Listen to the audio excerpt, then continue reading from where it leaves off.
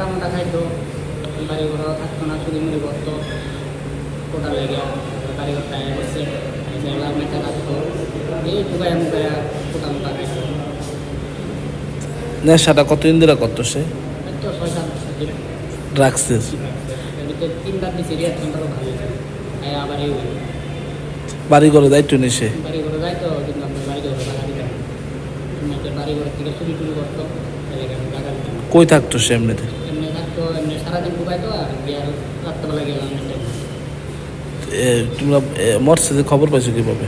খবর পাইছি আমার পোস্ট থেকে ফোন করছে, আমার বাড়িতে গেছে, খবর পাইছি কালকে 12টার দিকে ফোন করতেছি। কোনখানে মারা গেছে? মারা গেছে, জীবিত মারা গেছে, জীবিত। নাম কি ওর?